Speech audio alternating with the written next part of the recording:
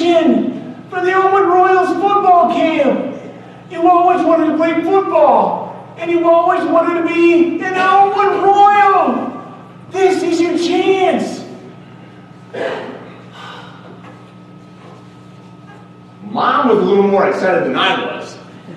But I was excited. I got to go play football with my friends.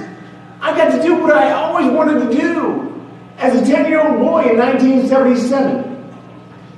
That makes me 52. 10-year-old boy in 1977, I would be in the front yard playing by myself football, while my brothers and dad would all go out on their tractors because I was young to 10 kids. There were 8 of us boys and 2 of us girls. 2 girls, not us boys.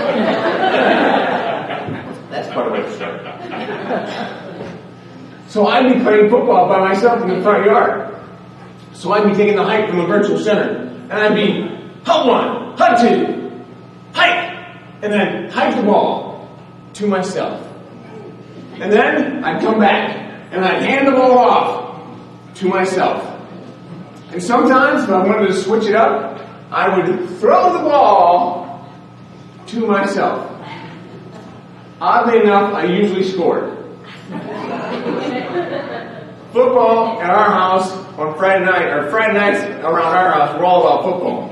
I mean, I got to go and watch my older brothers play quite often.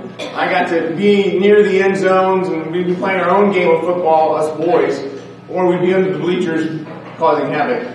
But that's really what we wanted to do. We just wanted to be around other football players. And it was the best. It was just the best.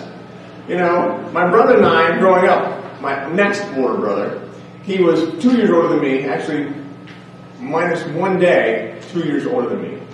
I'm July 11th, he's July 12th. We not only shared a bedroom, but we also shared a bed. That doesn't happen very much anymore these days.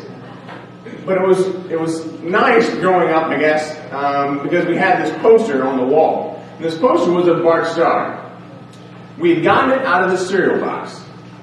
You don't hear about that much anymore either.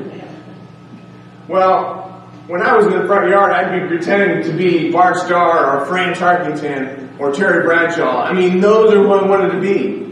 I was all about football. So the first day of football camp couldn't come soon enough.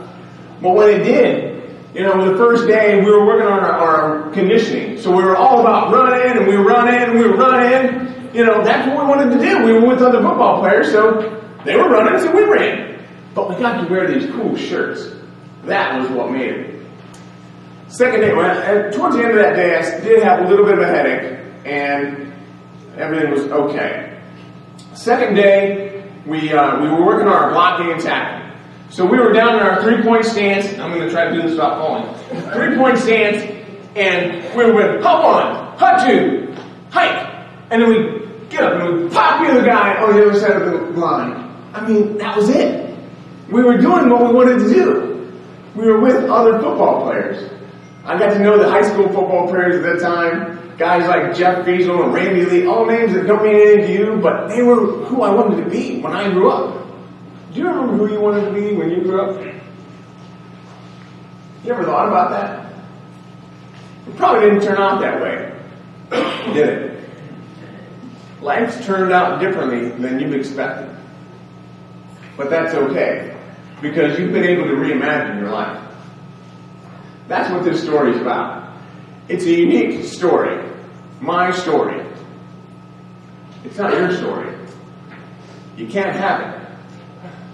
But you have your own, so you don't need my story. You know what makes you unique.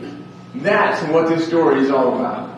So as I continue on throughout the rest of this presentation, I'm encouraging you to drift off a little bit. I'm going to ask you back here in a little bit as well. But drift off a little bit and think about what makes you unique. Because if you can understand what makes you unique and be able to use it, then you are going to be more happy than you ever thought you could possibly be. Because that is what's happened to me. I know what makes me unique. And we're going to talk about that in a minute.